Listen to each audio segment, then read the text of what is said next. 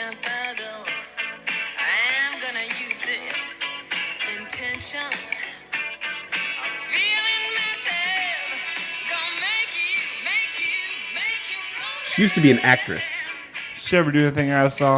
I think her biggest deal was she starred in a pilot. What's a pilot? Well, you know the shows on TV. I don't watch TV. Yes, but you're aware there's an invention called television, and on that invention they show shows? Yeah. Well, the way they pick the shows on TV is they make one show, and that show's called a pilot. Then they show that one show to the people who pick the shows, and on the strength of that one show, they decide if they want to make more shows. Some get accepted and become TV programs, some don't and become nothing. She starred in one of the ones that became nothing.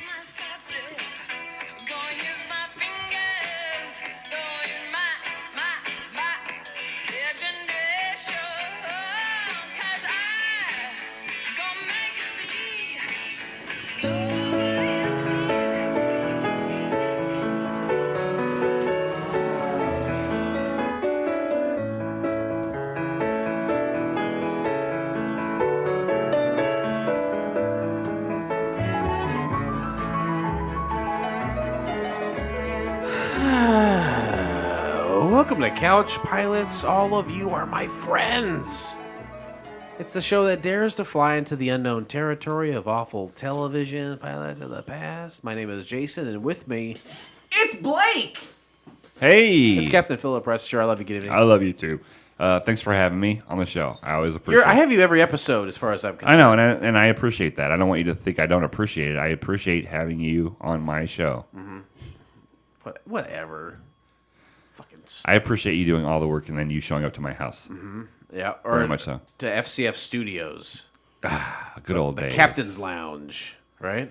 We have not got into couch pilot folklore in a long time, and I think we set a nice base, and then we just get like wildly interesting guests to come in here. Right. We don't have the time. Like we could spend 3 hours an episode delving, but we don't want to delve too much. But right?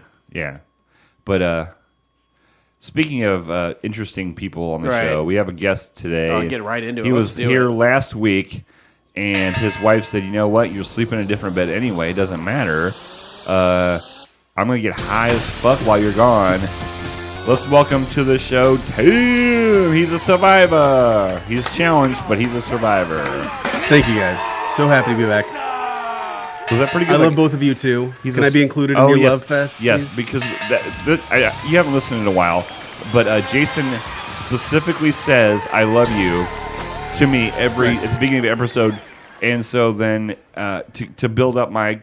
Because I need reassurance all the time that people love me. You obviously know that. You need that verbal affirmation. Yeah. Your love language is verbal. Yes. He's the Stuart Smalley of this table. Yeah. And so he does that and then proceeds to just shit on me the rest of the time. Right. No, I'm bringing you back down to zero. Yeah. Right. Start back at 1, right? I meet you at 0. I build you up, and then I kind of break you down a little bit. It's I fun for everyone involved. It's all the funness. Sounds like emotional abuse to me. Google that. Google that. Emotional abuse. Hashtag. See if Jason Don't do it, fits Blake. that. Don't do See it. if Jason fits in that. Please don't do it. Tim, we had mentioned last episode how you had did some distributing for horror films. Yeah. And you said you said I'm a bad parent. I let my 9-year-old watch Halloween Kills, the new Halloween film. We watch a lot of scary shit together that most parents would judge me for doing that. Yeah. So you're still kind of nuts deep in the horror genre. Yeah, we watch the Chucky series too every week, me and her. Oh, the new Sci-Fi Channel series. Yeah. How is that? Better than you would think it would be. Now they did a like a reboot with Aubrey Plaza. Mm-hmm. Just kind of a babe. Super babe. She's She's right in my wheelhouse, dude. Pale, dark hair. Ooh, so it's like Anna Kendrick in your wheelhouse? I'd have to Google. I don't know who that is. Christina Ricci. Yes, she is one. Yep. Yeah, she's gonna be in the new Matrix film, the cinema. Huh? Oh, is she? Yeah. You like the pale girls, huh? I do. Pale girls, dark hair. Yep. So are you into goth then? Like goth girls? It's like a weird line. Like Suicide Girls. Zoe Deschanel is like in my wheelhouse. Katy Quirky Perry. bitches. Who you say? Debbie Harry? Yeah, Debbie Harry. 73-year-old brides. Yo, I love them. Who'd you say that was? Katy Perry. Oh, Katy Perry. Yeah. So huge fucking milk muscles. Yeah, huge tits. Perfectly pale cylindrical. skin. That she bought with her own money. Yeah, of course. I can, yeah. But with me, I would say that to go very pale, dark hair, they would have to have like the black lipstick, the black eyeliner, I would have to go I would have to deep dive into goth girl. Yeah, I just sort of float along the surface of that. Like, I don't dig too deep into that ocean. You want them to be able to go out in public. Yes. Yeah. Okay, relatively normal woman, but just I don't want. pale I want to skin, tie her up dark and not hair. let her leave the house. Who's the one that was in with the big mouth? What's her name? She was in one of the Batman movies. Which Anne Hathaway? That's it. She has a big mouth. Doesn't she have a big mouth? I don't. Her and we said on the show before, we don't want ladies with big mouths or big hands because that dwarfs the size of our mediocre cocks. But Tim's Well, like mine's big enough that I need a I'm big not mouth. intimidated That's by why a you big say mouth. Rosario Dawson, babe, big mouth, thumbs down. No go. What you want is a Bernadette Peters, small mouth, thumbs up. Yeah. One That's that what you can't want. even open wide enough to get it in. Yeah. It'd be like a snake and fucking dislocate her jaw to get it in there. Right. I don't think I'm kind of with Tim on this. I like the shorter, smaller, petite, pale ladies with dark hair. Yeah. There's a girl I'm kind of into right now, but she's a crazy lady. And there's I don't Also think, my type. yeah. Oh, fucking, I'm a magnet for that fucking shit. Jesus Christ. But no, there's a girl I'm into right now that I've thought about pursuing, but I know that she is crazy. Right. It's like, I don't know, maybe that'd be a real nice 3 weeks for Jason. Followed by a terrible 6 weeks. Oh yeah, Yeah. and maybe a lawsuit. I don't know. Right. Dead pets. Probably got his cats. Probably has cats. I don't know what her deal is. Early in the year, I think there's a neighborhood garage sale, and she had a garage sale, so I know where she lives. So I know the code to get in her garage. And this guy knows garage sales, he's so a- you can probably pick up a lot of her life by looking at her right. shit that was for sale, You right? go through her garbage and whatever. Yeah. Anyway, so what's a good horror film you've seen lately? We talked about Halloween Kills, and you said Yeah. you're kind of into it. I But like that one. But what other than that? Psycho Gorman. I'm not shitting you. I Oh, you really mentioned that enjoyed too. Psycho Gorman. Yeah. That's a really weird kind of. Now, correct me if I'm wrong. It's set in modern times, but it feels like an '80s throwback because of the dark kind of synthy tone of it. Right. And it follows like this 80s throwback that a lot of movies Yes. are doing. Yeah, But yeah. so synthy music and even the plot is like they find this alien and it's an amulet and they say magical word, 80s There's shit. a lot of unnecessary, but I'm glad they did practical gory effects. Yes. Right. Yeah. Yeah. I've seen a video on Psycho Gorman. It looks like a fun horror film. It's fun and goofy and silly. Yeah, it's not at all serious, but Sometimes people on the show will be like, "Hey, what do you suggest for films?" It doesn't happen often, but a couple of one that I always mention the horror genre, and I would like to get your take on these, Tim. Okay. One, about maybe 5-6 years ago, came out. It's called It Follows. yeah, I never got quite into that. I've got 2 young kids, and so I sort of fell out of the horror genre for 7 years or something, Yeah. and I'm just last year or 2, getting right back into it. But I missed It Follows. I've heard really good things about it, though. That's a film that I would maybe all of these. Maybe I'm gullible or whatever, and I fall under the spell of tone. And I like toned films, like It Follows. I easily, and that's another dark synthy kind of film, for sure. Okay, here's another one. Hereditary. Yes, really liked that one. Brutal, right? It's pretty brutal. Have you ever Yeah. seen this, Blake? Hereditary. Is this an A24 film? A what? A24. Is that a studio or something? Yeah, it's a studio. Come Oh, on, I don't man. know. No, I don't know. Come on, man. That's my Joe. That's my Joe Biden impression. Okay, so Let's go, Brandon. Thanks, iTunes. Hereditary. I saw that, and I knew almost nothing about it while I was watching it. And about halfway through, there's almost kind of like this magical element that is lightly introduced to the film, and I was like, "Holy shit! This is like it's fucking taken off like an hour into it. This is a slow goddamn burn." And I was like, "Hereditary." I go give you 2 thumbs up. Yeah, I fucking loved it when it knocked that little girl's head off. Spoiler, but it was the best part of the movie. Pretty fucked up. Pretty shocking. Pretty very fucked up. Yeah, great though, right? Last one I'll drop on you here. I think is a film by the same company. I was at A24 again. One almost completely the antithesis in not necessarily tone, but maybe perhaps Midsommar. Did you ever see that fucking shit? I did. It was by the same guy, I think, wasn't I it? think it's A24. Okay. Yeah. Similar in tone to Hereditary, but yeah, I enjoyed that one too. Where Hereditary is very dark. Everything was very dark. This was very bright. Right. this is very the sun is out, everything's bright in your face. And you liked Midsommar? I did. I liked them both. Yeah, I mean, for what they are. I've noticed as I'm getting older and I have less time and stuff, I just enjoy all horror. I used to criticize it and rank them and all that stuff. Now it's just if it's scary and whatever, it's fine. So, what's your opinion on horror porn? Have you watched a lot? No, I'm curious because good question. Like I'm at the wit's end. Like I've seen everything. In porn or horror? In porn. So you're looking. So I'm afraid to like type horror porn, but like I mean the greatest example of this, I think, Blake, is a fella goes by the name of Richard Gere, A-list Hollywood actor. At one point, he says I'm going to have sex with a young lady goes by the name of Cindy Crawford, right? Okay, and he does repeatedly, and at some point you're like, I've had sex with arguably the hottest girl in the world. Where else can I go? Blake's at a point in his pornography viewing where he's like, where else can I branch out? You see what I'm getting at now? I see. It took a slow build to that, but I get it now. I like to take scenic routes. But like, yeah, Blake, I think, is at a point where it's like, I've seen a lot of things pornography-wise. Where else can I branch out to give me a raging hard-on? You think you've seen all the Bobby sock porn out there? I am getting to the point where I'm flipping through. I'm even changing my search words. Got to clear your cache. Search words, and I'm like, yes, I've done this. I've seen this. This is on X Hamster. That's still your porno site of choice. I'm popping X Hamster. You're loyal, if nothing else. Go to Bing.com. Search in your preferred porn terms, and then go to the videos tab. You can see them all. All of the porn sites. I've seen so much, and I just wonder if maybe horror porn is the next one to go to.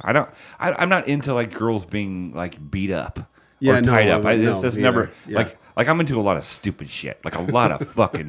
What's the stupidest shit? Gross stuff. I like a lot of gross stuff, but I have rules.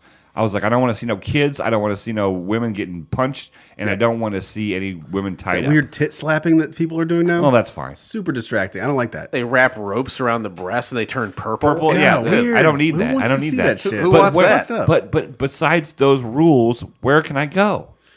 Well, I would like you to embark on that horror porn journey solo, Blake, and then tell me what I'll let you know. Yeah, I haven't found anything. I'll let you know. But Blake is the Lewis and Clark of pornography. Yeah, you figure it out. Let me know. But where's my Sacagawea? Am I right? No shit. Tits are one of the reasons I love horror movies. I think as a 10-year-old boy, it was just a reliable place to see tits. Yeah, that's a horror movie. That's a great point because I have subscribed on YouTube to a channel called Dead Meat. I'm sure you've heard of Dead Meat. Yeah, right? I've heard of it. Yeah. So I watch that every Friday. He comes out with a video. He does a kill count on horror films. I like to watch that.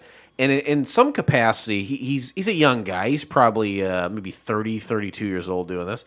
And it's almost woke to some angle. And if you think about horror films and full of wokeness, and in terms of wokeness rather, you're probably saying no boobs. Right? Let's let horror stand on its own without sexuality or nudity, but that is kind of a trademark or a cliche in those films, or maybe even a cornerstone, if you will. Is it unwoke to have nudity in porn, or not porn? And of course it is in horror films. I was like, that is not woke at all. Keep doing it. Yeah.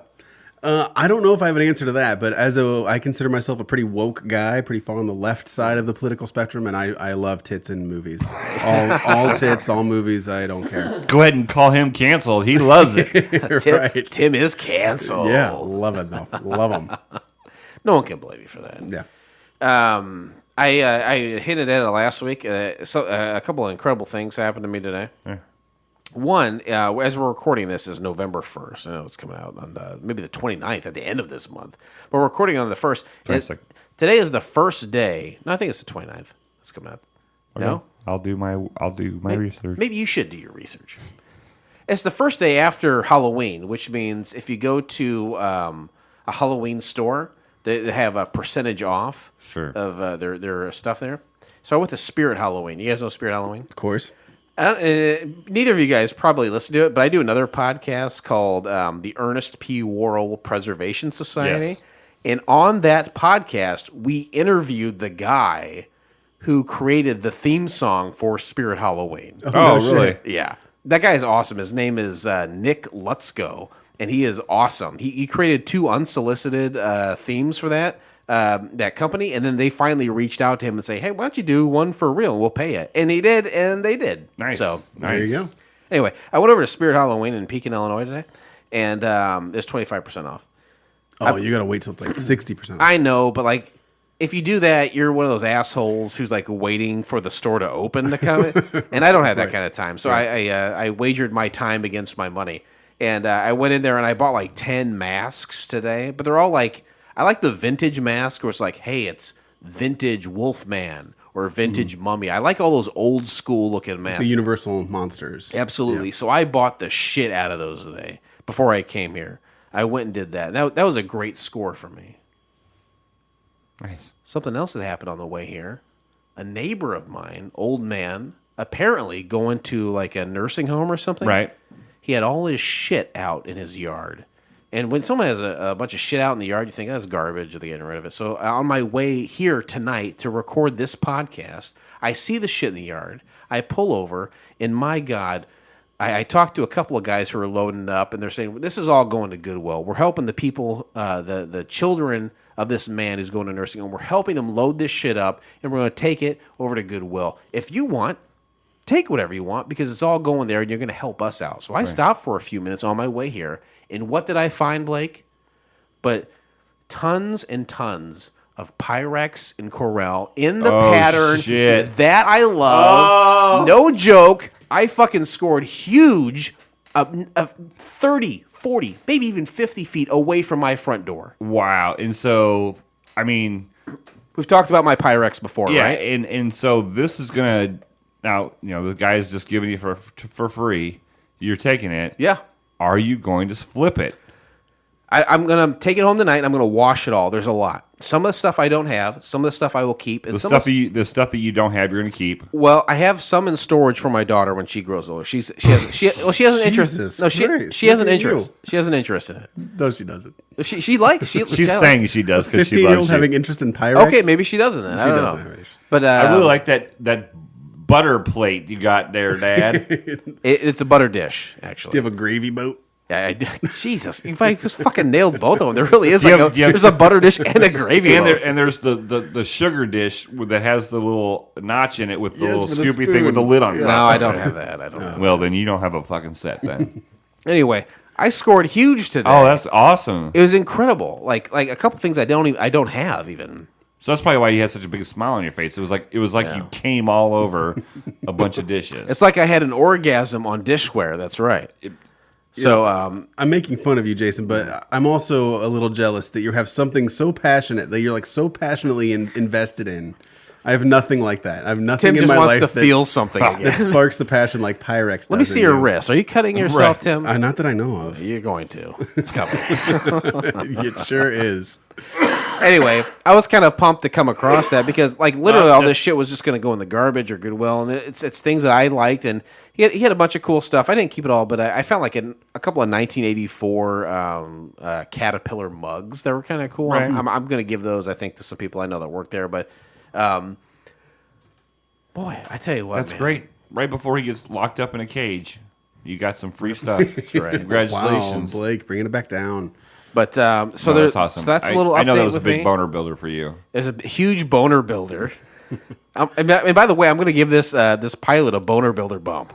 And one other thing I'll say that I don't know if we referenced it on the show, but I recently did turn 40 years old. Yes, you did. And you, I think, and Bartholomew Phillips, who's on the show sometimes, they you guys kind of orchestrated a get together for me on my birthday, which is very nice. Yeah, Matt did all, just like our relationship. Matt did all the work. Yeah. And I just told a couple people, and I showed up. And I'm sure you did. Did you tell Hoover? No, I forgot to. And you didn't tell Tim. No, I didn't hear that. Okay, and you didn't tell the Wolfords. No, I didn't. Okay, so Wow, these worst fucking whatever your role was ever. 2 days from today, when we're recording this, I gotta look Hoover right in the fucking eye while I'm recording with him and know that he didn't. And it's show my up at fault. show. Just tell him it's my fault. I will absolutely tell him it's your fault. But like the Wolfords and Tim and Hoover, super notable exceptions. I don't put on you necessarily. No, but it's my fault. it It's my is because your Matt. fault. The message from Matt is, hey, get a hold of all the podcast people. Yeah. And And I need to talk to Matt about crypto. Well, I need to know. I need to know crypto. Blake, he's working with Blake on crypto too. I Oh, don't Blake, know are you if buying crypto? I got money in there, buddy. You buy some Ethereum? I got some money in that there. was Bitcoin? part of the episode 300 thing. If Blake won, then Matt would have to manage a certain amount of money for him. All right, okay. And it is happening now. All right. Anyway, so there's that. That's kind of catches everyone up with me, with my Pyrex, with my Halloween, with my birthday. And I'm sorry to neglect you, Tim, but No. we need to get a little information on Blake. I feel like I think I'm fine. I don't think we need to talk about anything. Nope. We've had a lot of guests on recently. We rightfully give them the attention they deserve, but Blake, I need to know a couple things that's going on with you recently, because most of our time that we talk is right here in front of these mics. Right. Cup season. First thing I want to know, the Moose. How many days are you working at the Moose? How many hours, and how's it going? I am only working 2 days a week, 5 hours each time. So I'm only working 10 hours a week now. There's no more 12-hour shifts. Okay, and how's it going? It's better for my stress level. Yeah. Yeah, for sure. And we had Joe and Wayne, recent guests on the show. Yeah, Are yeah. they there a lot? Wayne is, yeah.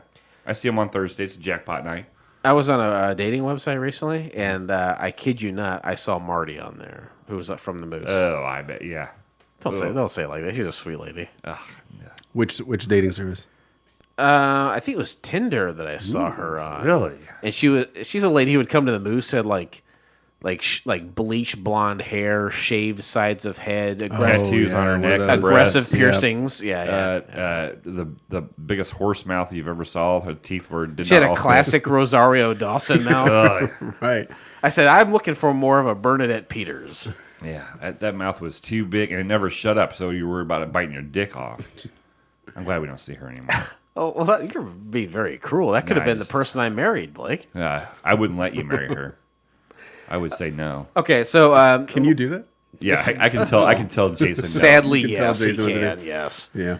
So, Blake, I had met Marty through the Moose, and there's a lot Marty of Moose, that's me. not great. There's a lot of gambling going on there. Yeah. And you famously have a crippling gambling addiction. I was gambling a lot at one I'm time. looking for an update on that. I am not gambling near as much. What happened and why? Because bowling season started, and my extra finances need to go to my bowling bill. And how's that going? Bowling? Sure. Just this past Sunday was a decent day. It was the first decent day I've had in a while. Okay. Body is not holding up, and just not bowling well. Well, you're not treating your body very Treat well. yourself. I got one more question for Blake, and then after that, Tim, I hope you chime in with any questions you want. This is our time to exploit Blake. Oh, I see. All right, I'll gear up to do that. Last question I have is, how's the booze going? I'm doing great at it. What is that? Drink it every night. Yeah, what does that mean? Are you drinking a lot of beer? Because I'm still drinking it. you like Miller Lite, but tonight I'm seeing you drink Miller High Life. I've been drinking Miller High Life the last couple weeks because we had a whole bunch of cans at work because we couldn't get bottles, and nobody drinks the cans there. So I've been drinking those, and so I was just doing it at home because the first rule is you have to stick with the same brand. That's the first rule. Yeah. Why is that? It's a rule. Yeah, I just Oh, because it's a rule. Gotcha. I saw it on Netflix. Didn't you hear him? I He said missed it. I apologize. So Miller High Life, they had it at work, but they weren't selling. So that means you get it for cheap or free. No, I just was trying to get through it because I know that it's. You're just trying to help out the Moose Yes. by Oh, drinking. What a their beer. nice guy. What a good guy. you know what? It's Philanthropic. It's for the alcoholic. fraternity for sure. So, so the beer, you're still drinking heavily. Yeah. Okay, is that are you cool with that, or is there something you want to change? Fucking care. Yeah, fucking care. Okay. If you want to cut back, you know how to do it. Just start smoking Smoke weed instead. Smoke a weed. So much better. Yeah, let's talk calories. about that. Tim loves mason jars full of weed. It's my favorite. Instead thing. of moonshine, you take a mason jar. Why full not of both? Weed. Why not both? I'll bring that maybe next time. My dad brought me a bottle of moonshine for my birthday, like a mason jar full of Nice. moonshine. Really, for your 40th? Yeah. Do you drink it? Are you gonna drink I've had he gave one to my sister about the same time, and I was over at her house, so I had some. It's pretty aggressive. it? Yeah. Did he make it himself? I think it's just like I'm going to pour these ingredients together, not like he's distilling And let it anything. ferment for about 6 Well, months. maybe. Gotcha. So I'll bring that over maybe for the next karaoke. I hope you join us. I don't know about that. I don't know about that. I hit shit, but not that hard. You mix it or you just sip it? Sip It's like it. I just do a sip. you just do a little sip. Do myself a little sip. Gotcha. Sip potato chip. But you're fine with your alcohol content level. Yeah, at this point, I mean, I tried to put every rule on myself that I could. And what about the weed then? Tim loves marijuana. Well, I just might. I think I would do that in place of this. Yeah. But I think with my job, they do they do still testing and test. shit, So, yeah. I mean, will they? Is that a federal versus state thing? Yes. Well, Yeah. and it's just the rules of the company, right? Yeah, They yeah, can no, screen for that. sure. Yeah. When it all was turned illegal, Mm-hmm. you know, they put out a thing. It's like, yes, this is legal, but our company says it's not. You can't do it. Right. So that's how they. Tim, you've worked from home for a long time, right? 7 Yeah, years, I think. like 9 years. Yeah, like a long time. You'll travel like to New York and other places every so often, like for meetings or conferences, right? Yeah, not since 2020, and really because of 2020, they've sort of shown that we don't need to do that shit. Right. So I think that's going to be But is that kind of a lot less bummer? likely. Did you like to every once in a while get out and get do the those? fuck away from my family. Yes, I did. I didn't want to say that, but Yeah, it was great. Yeah, I miss it, but might be a part of ancient history at this point. So they don't have like a policy against cannabis. They actually do have a policy against it because it's a New York company. Okay. So you're not supposed to, but my boss has told all of us, like, I will not allow you guys to be tested. You just do whatever you want. Just as long as you do your job. As long as it's it's not affecting your job, you don't Yeah. get hurt. But at home, you can't get hurt on the job. You know what I Right, mean? yeah, Like, I'm not doing dangerous shit. Yeah, so Right. I'm going to work. If something was to happen, that's when they're going to test you. Right. Or, they it's too expensive to randomly test people anymore. Right. But if you were to get hurt, if something weird was to happen, that's where they're going to ding you. That's usually when Right. they test you, right? Someone gets hurt. Oh, yeah. Test everyone immediately. If something's up, then we can accuse or Yeah. recuse ourselves. Well, if you're doing something like driving a forklift, or, I get it. Like, that can Jerking be off or dangerous, something but like I fucking pound on keys. Like, it doesn't matter. Oh, yeah, he pounds us. Hell yeah, high five Pound that those shit. keys. All right, that's all I have for Blake. Did you have anything you wanted to ask Blake in our time to exploit him? No, but I have a question for Tuckley, Chris Tuckley. He's from the UK. Yeah, because we talked about Spirit Halloween, and from what I've read on Reddit, outside of the U.S., shit like Spirit is like a completely foreign thing. Like the company of Spirit Halloween? Of just Or what? like what they do, which is take over an old department store for like 8 weeks out of the year. I love that. They sell all this shit, and then they pack it all up, and then it's back to an abandoned shopping center for the next 10 months. So what's your question for Chris then? Is he aware of this phenomenon, or does this seem like foreign and bizarre that we have these Halloween shops? So set up? specifically, Spirit Halloween seems like an Yeah. American phenomenon. Right. But is there anything like that in Europe? Right, Kind yes. of taking advantage of that holiday. Right. Yeah, okay, that is a good I suspect question. Europeans don't have Halloween shops that are as big as a Spirit, for example. Where you can buy anything you need for Halloween. Right, and we've got every season like 4 or 5 Spirit Halloween stores Within that within a 25-mile or a 20-minute radius. Yeah, For sure. Yeah, and they're these huge department stores. They're enormous. That is part, like I mentioned earlier, we had interviewed the guy who done the Spirit Halloween theme song.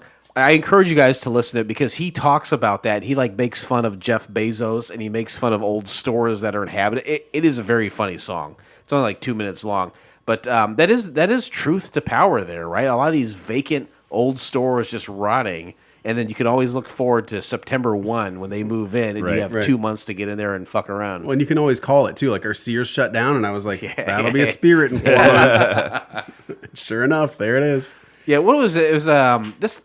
I went to the Spirit Halloween here in Pekin, like I mentioned, but it was over by the Walmart. I think it was like in old Steve & Barry's from like Oh, I remember Stephen Barry's. 8-10 years ago. And I love Stephen Barry's. I bet you that Spirit Halloween pays rent on that all year long. You think so? Just so they have it. don't No, know. I do, because they're getting it dirt cheap while they're not there, and they have some kind of contract that says we still could sell this if we wanted to, but no businesses are going to be in those big huge places. Right. So they're playing. Let's pay $500 a month on this place because and then, It's funny you say that because while I was there today gathering up some of these cool vintage masks, and they don't even use the whole space. Like 3/4 of it's Right.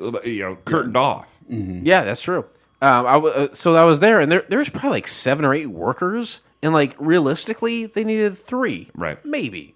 And so I heard one lady say to another worker something about how the old Sears / old Montgomery Ward at Northwoods Mall in Peoria, they had the Spirit Halloween had that for the entire year, Why? I do not know why they would, but there is something to what you said about them renting it for the whole year. I don't know why they would do that, but apparently it is happening. They would in just some keep. capacity. They're keeping lockdown for a small price because their markup is so high. They're making all kinds of money. Yeah. They're like this area right here, like this building, we do really well here every year. Let's just lock it down for dirt fucking cheap because the owner of that is not making any money for 5 or 6 months out of the year. Let's just not that anyone would come in and do anything with that space, but what a massive bitch slap to that community. Be like, we'll keep this place dormant for like 10 months and then open it for 2 and then fuck your community for the rest of the year. Right? It'll just look like shit and maybe attract hobos. Yeah. Right. They hang that shitty canvas sign out front, and like they're not even going to invest in a real metal sign. That's right. Big vital piece. And the one in Pekin, if you go there at night, they have a generator with lights to light up the front of it, like just to light up the front of it in the parking lot enough. I mean, there are no lights. They don't have any. They don't have any. They say like the United States. It's a generator of lights. The United States is like a first world country, and then they say. What about these third world countries? A lot of them in Africa, they're dying of AIDS every day. First of all, what is a second world country? And number 2, are we becoming that? Because we have generators outside Halloween stores. Because it's cheaper. It's cheaper than paying an electric bill. Right. Fill that some bitch full of gas every day. Fucking turn it on. And what's a second world country? What does that mean? I have no idea what a second world country is. Because we've all heard of first world. We're first world, right? I think we're like the only one. We're the only one? I don't know. I think China's in there. Maybe is China first world now? Maybe Canada, Japan. Fuck, we got to start bombing places. We got to be number 1, man. Sorry, Chris. You're going down. Yeah, we got to kill you, Chris. I'm sorry. Hey, anything you want to ask Tim while we have him here? Because he's our guest, after all. I have some examples of Cold War definition of second world countries. That works too. Bulgaria. Hold on. Oh yeah, that's I would have said. Czechoslovakia. I don't think that's a country anymore. Hungary. It's the Czech Republic and the Republic of Slovakia. Mongolia, North Korea, Poland, Romania, and the Soviet Union and the German Democratic Republic after the Cold War. All right, I feel like we've learned something today. Thank you, Blake. Do you want me to give you the definition? The term Second World was initially used to refer to the Soviet Union and countries of the communist bloc. It has subsequently been revisited to refer to nations that fall between first and third world countries in terms of their development status and economic status. You're welcome. Ladies and gentlemen, the captain has turned on the fasten seatbelt sign. There's a lot of information, Blake. Thank you. Hey, that's what I'm here for. I'm here to help the podcast. Today we discuss the pilot episode of It's Ulrika from the year of our Lord 1900 plus 97. Now, I remember that clearly, and I will say that it is a great year. It was a great year. Why was it a great year for you? Because I was like 16, and when you're 16, like, no one has STDs. So we doing some pounding? I think so, Yeah. I was 22, and I was pounding the shit out of that because I was getting drunk girls. Probably a good year for the Roses. Yeah, it was right? a great year for the Roses. I was getting drunk legally, had my own apartment, I was banging the shit out of all kinds of bitches, virgins and everything. I was 18. I had sex for the first time. Nice. At that age, thank you. Good year for the Roses. I mean, I guess if once counts. How long did it last? It was one time. Like, how long did that last? Like, longer than you'd think because I was super nervous. Hold on, Blake, guess how long it would last. I'm going to give him 25 minutes. It's probably in the vicinity. Yeah. Yeah, because I was really nervous. I was super anxious, yeah. That's not a bad amount. Did she That's seem pretty happy? good. Yeah, for I mean, time. really, it was shorter the second time because I... Was she pretty happy with how things worked out? I have no idea. I didn't even ask. You didn't ask her? Didn't even think to ask. You didn't wake her up? My first time surprisingly lasted, I don't know if it was 25 minutes, but it was about that time. I think it was because I had put on a condom, and I don't do well with condoms. Yeah, if you're used to just jerking off, Yeah, Yeah. sex with a condom is so different. I think what we're saying here, what Tim and I are very clearly saying, if you're listening to the show, if you're a young man and are jacking off, get yourself some condoms to jack off with. Practice with. Yeah, get yourself used to the idea of a piece of rubber between your hand or whatever the friction is between that and your Right. penis, so you can sustain longer amounts of sexual veracity, right? Yeah. And have sex or masturbate in a way that simulates having sex, or so you don't like sit at your computer desk and jerk off. So you're not going to be having sex at your computer Right. desk. Yeah. Do it on your belly in the bed. Jerk off that way into a condom. But my first time, and have like a recording of a girl crying, right? Just to make it more like, this is how this is gonna go. Yeah.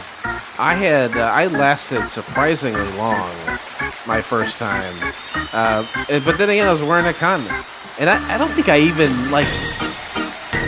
ejaculated the first time I had sex. Oh, really? I don't think so. I don't think it counts then. Yeah, I was like that. You were just dry humping, basically. Yeah. No, I was in there. Yeah, but It it's counts, not, guys. No ejaculation. That's not sealing the deal. Sorry, dude. You were a virgin for slightly longer than you think you were. Hate to ruin your record. This has been a very raunchy intro to Couch Pals. They all are. Today I already said what we're doing. Let's go back to 1997 in our minds, and to do so, we'll talk about things that happened in that year, so we can properly get in the mind frame of when the pilot we're talking about was created. Because to judge it any other way would be disingenuous. Yeah, because in 1997, compared to 2021, we had never heard of Donald Trump ever. Like we had never heard of him. I don't think the Kardashians were even a thing at that time. They weren't born yet. No, they weren't even born yet. And Jason thought he had sex and he hadn't had sex. That's true. And in 1997, I'll tell you what, I was 22. I cut my finger. I didn't have a fucking Band-Aid in sight. There was no such thing. So Brutal times growing up. I mean, back then. just think about that when you're judging it based on today's standards. Think about your finger or judging this pilot. Oh, I think about my finger all the time. Where's that thing been? Go in the butt. And we'll say that this is one of the Tuckley 10 Part 3, the third and maybe perhaps final group of UK pilots that had failed that Chris Tuckley, one of our listeners, has provided us. And subsequently, when we talk about things that happened back in 1997, in this season we're talking about things that happened in the UK. Ah. November 4th, BBC News launches a full-time online news service. Did you say on lube? Dude, I'm drunk. What do you want from me? The Beeb, please. You want the Beeb? Like Justin Bieber? That's what they call it. BBC? Oh, the Beeb. The Beeb. BBC One, BBC Two, right? Having already created special websites for the 1995 budget, as well as this year's general election and the death of Diana, Princess of Wales. Ooh, yeah, that was when she mysteriously was in a tunnel and her car with her lover and a driver slammed up against the wall and she died. Tim, was Princess Diana killed by the royal family? I don't know or care.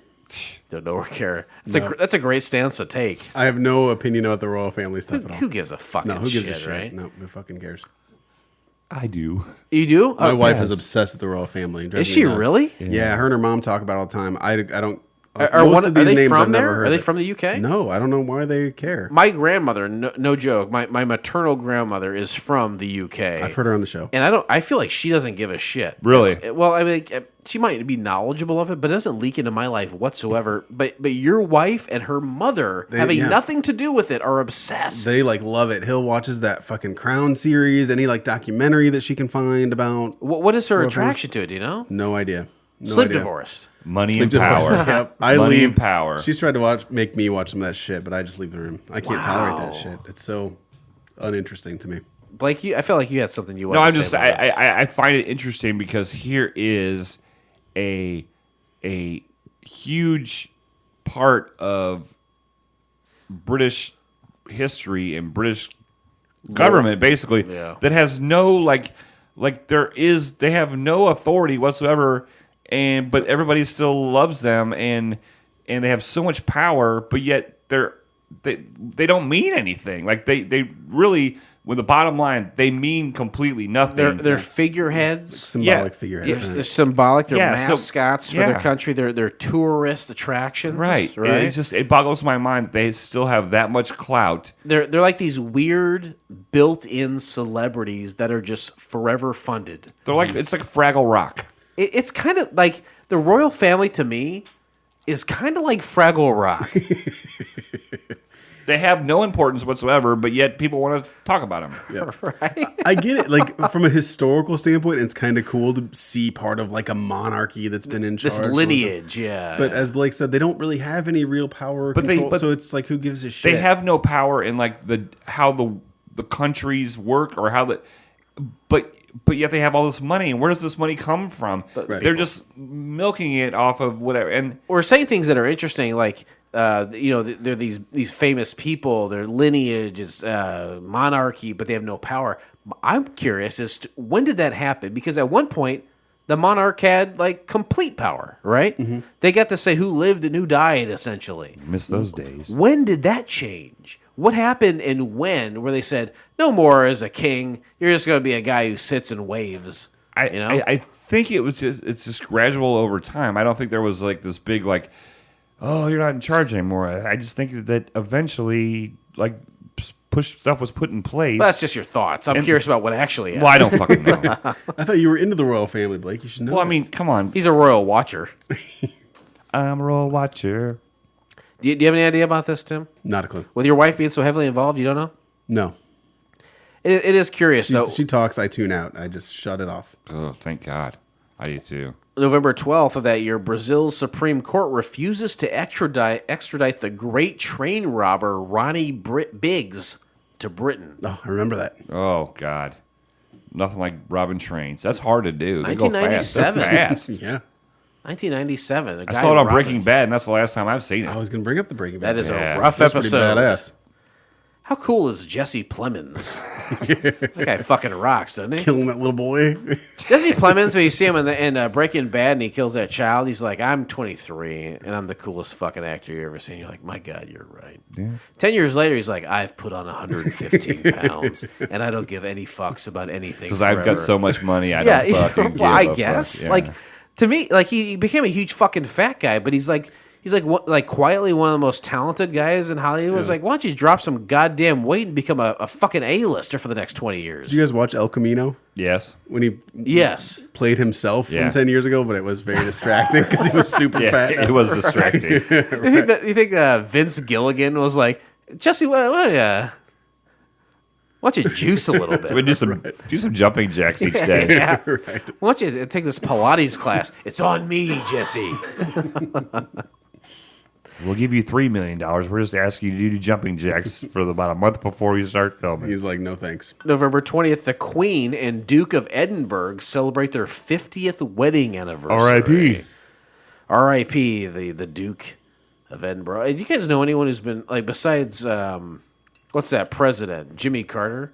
Yeah. Jimmy Carter's still alive. I think at the ripe old age, maybe 93. I Fucking think he's old as older hell. than that. And then, what's his wife is still alive. Yeah, what is it? Rose? Is it Rose? They're- Rosalind or something? They're super easily into their 90s and maybe have been married for like 70 years. Yeah. Some argue the most ineffective president of this or any generation, but He owned a peanut farm. What are you going to do? he was a peanut farmer. But I guess I asked you guys if the Queen and the Duke of Edinburgh can be married for 50 years. Do you guys know anyone who's been married that long? Yeah, there's a couple at the Moose who have been married for 53 years. Really? Yeah, I see them every Thursday night. How do they ever give their secrets to you on how they've done it? No, but they tell me the same stories of how they met, and she shows me their wedding picture every time because they don't remember telling me the story before. So they're probably well into their 70s. Oh right? yeah, they're they should not be out. Do they seem that happy? regard. Do you look at this Oh, couple? no, they are happy. You bartend out there like you had mentioned earlier. Yeah. And so you serve them alcohol. Yeah. And they say, we're very happy. And you look at them and you're like, I agree. I No, see you the can two of tell. you and they Like- are happy. Like you can tell, there are a lot of couple. And there's another couple that have been married for 52 years, and they're cool with each other. They're happy. the husbands and wives both say it's the best thing that ever happened to me. He's a fucking asshole, but this is the best thing that ever happened to me. You know what I mean? And it's just, you see those and you're just like, damn, why couldn't I have done that? It's Tim, big. Tim, are you going to be married for 50 years? I'd be surprised if I'm alive another 30. How long? 38 years? That's super fair, first of all. But you've been married for 12 years so far? Yeah. I'm trying to do that math. Yeah, I think it'll be 13 in July. Your mom is gone, right? She is, yeah. And your dad's been remarried for a while? Yeah. 5-6 years, something like that. Only 5 or 6 years. Okay, Yeah. so do you know anyone who's been married for like 50 years? Because to me, that's an insane... No, I don't. I mean, my grandparents all died pretty young, and then my mom died. So no, I don't. I don't have anybody in my life. Holy No, I shit. don't. You don't see that anymore. Like you don't see. Yeah, no. Well, first of all, we have, but there was a generation, like there was a The certain greatest generation. There was a certain point where divorce became easier to do. Mm-hmm. People didn't have to. They didn't choose to or have to get through the petty shit. Right. And just with each generation, it got easier and easier, and it was more acceptable, socially acceptable, to get divorced. Right. So, Yeah, and I think my parents would have made it to 50 had my mom not Sure. died. They were Oh. 43 or something. And they weren't 43 fighting years or something. anything, so. No. They were married for 43 years? Yeah, something Holy like that. Yeah. cow. Yep. and your dad wasn't like, oh, Jesus. He was like, thank God she's dead. I'm finally. ready for an apartment. I got to get out of here. Right. Lord. This separate bed divorce separation bullshit isn't cutting Sleep it. divorce. No, my dad fucking loved being married. We had several talks where he's like, I want to meet somebody else. I love being married. I'm just like, you're nuts. I'm never doing this shit again. That's interesting. Being married Okay, so sucks. did he It's ever a tell you different why? generation. Did he ever tell you why that he loved to be married? No, I think he's a very traditional guy. So he didn't know how to do laundry or cook or anything. Like my mom did that stuff, So I think he just sort of wanted to go back to that. For That survival. sounds sexist, but For survival, yeah, in a way. in a way, He wanted to yeah. get I back think to it just- some kind of regularity or routine. Yeah, like he wanted to provide for a woman. He wanted the woman to provide for him. Like just sort of that sort of thing. Wow. But yeah, that's You get along with her? The I don't stepmom? know. The stepmom's weird. Is She's she? fine. I just ignore her. She's fine, Yeah. but she's weird. She eats her own boogers, but everything's fine. Gross. Well, we for one of the first things we did together, like we went out to this buffet, Before they were married, or Yeah. Okay. And I got a piece of carrot cake for dessert. And she's like, "Oh, you like carrot cake?" I was like, "Yeah, I like carrot cake." And after that, every time I saw her, she brought me a carrot cake thing. And it's like, I God- don't like it that much. God Like, bless her. She's was trying to just- connect with you. was I know, trying to it's- find it was a nice thing, but it was fucking weird. Like, stop bringing me carrot cakes, please.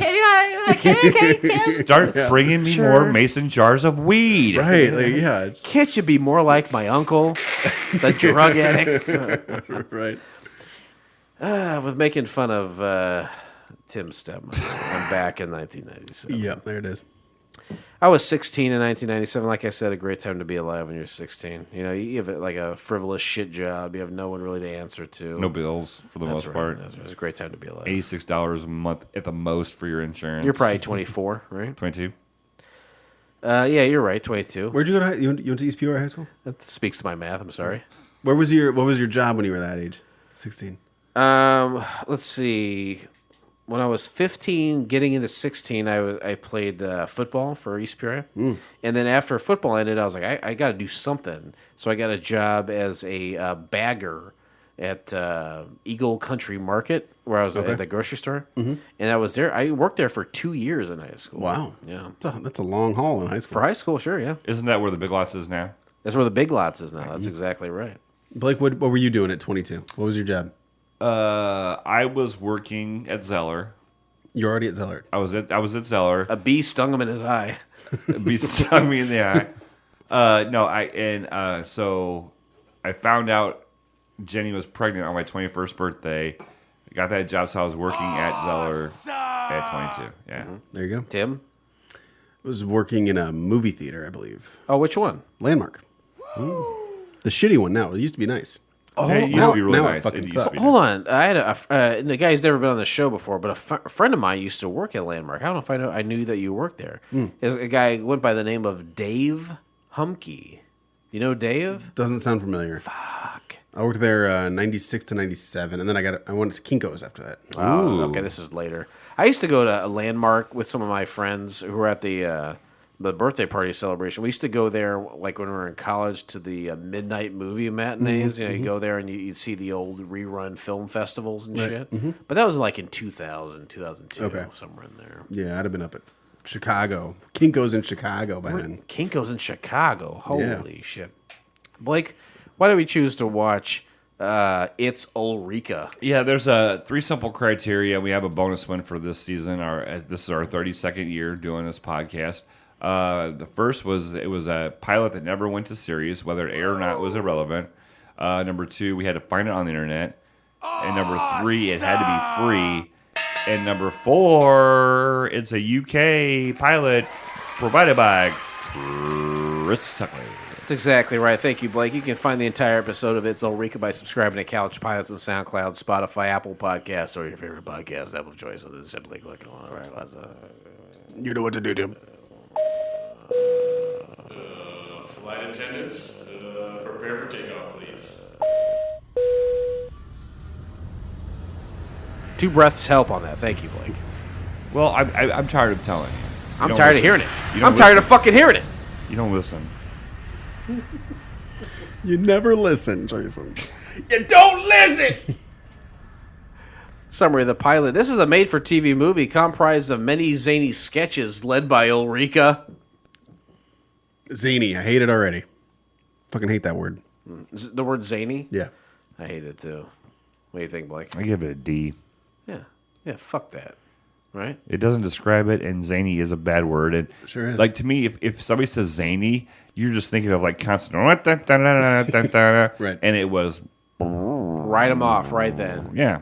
Zany, thank you. If you you have put- revealed yourself to me. If you put zany in something, you have to bring it, like, 110 miles an hour. You can go fuck yourself if you bring zany into this Yeah. conversation. Hell yeah. Interesting facts, hell yeah. Ladies and gentlemen, welcome to the part of the show where Chris Tuckley has scoured the internet to find out about facts about this show that you may not know. Whether you think it's worth giving your opinion on, don't do it. This is Chris's time, not your time. Conrad rule is in effect. Don't taint someone else's experience by giving your opinion. Just accept the facts as they lay. Play it as it lies, as they say at the Bruce Open. That's a golf thing, by the way. I wouldn't know. Okay, that's why I was wondering why you're looking. Thanks at for the me. explanation. No problem. I hope somewhere in your interesting facts you can tell me who Ulrika is and why I need to give a shit about her. We'll see, because like these facts, like so many this season we'll see here, these are all from Chris Tuckley from the United Kingdom, who not only provided with us all the links for this season's failed pilots, but also a lot of these interesting facts. First one is on me, though. Release date, August 25th, 1997, United Kingdom. Facts. Way to go, Jason. Why don't you give us a little bit of what Chris gave us? So I looked some of these up, and then I'll get an email from Chris and be like, here's a bunch of fucking shit. And I'm like, all right. So I look it up, and then it's like it mirrors what I say. So I'm going to put what Chris said instead. Right. He's like, don't even look it up. I just did the work. I think he's seriously given me 8 out of 10 at this point. So for the rest of them, until then, I'm not going to do any work. Right. Yeah, he's given me a little bit of a vacation. All I ever wanted. Fact. Ulrika Johnson began her television career on TV AM in 1989 as a weather presenter on Good Morning Britain and quickly moved into a number of high-profile presenting roles, including ITV's hit show Gladiators from its 1992 debut. Fact. They mentioned that in this show. Oh, is that an opinion? No. Oh, ooh, that's You adding to a fact with a fact is not an opinion, but rather a fact. it's a facky fact. All right, there we go. From 1995, Johnson appeared in a regular role as a team captain in Shooting Stars, Vic Reeves and Bob Mortimer's hugely successful spoof celebrity panel show, where she immediately proved to be a sporting and good-humored butt for the show's bizarre jokes, as well as frequently parodying herself in sketch sequences. This is the second Vic and Bob pilot to be featured on Couch Pilots, the first being The Weekenders, reviewed in Series 17, Episode 3, part of the Tuckley 10, which I did enjoy The Weekenders. Yeah, that was pretty good. Fact.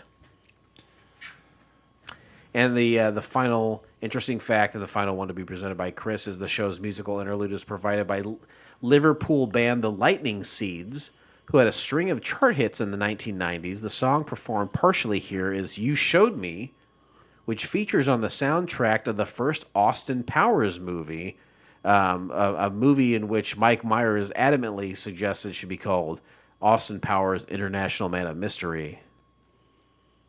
Fact. They remind me of... Oasis. End of interesting facts. God damn it. I was going to say they reminded me of Oasis, but they got along. That's kind of funny. Yeah, I mean, I think any kind of all white guys, UK mid-90s With all bangs. rock band, yeah, it's gonna fucking sound like your Oasis. Twitter responses. Twitter responses. I wonder if Jason got some Twitter responses. I Mate. did. I got one. Really? This is all the way from the United Kingdom.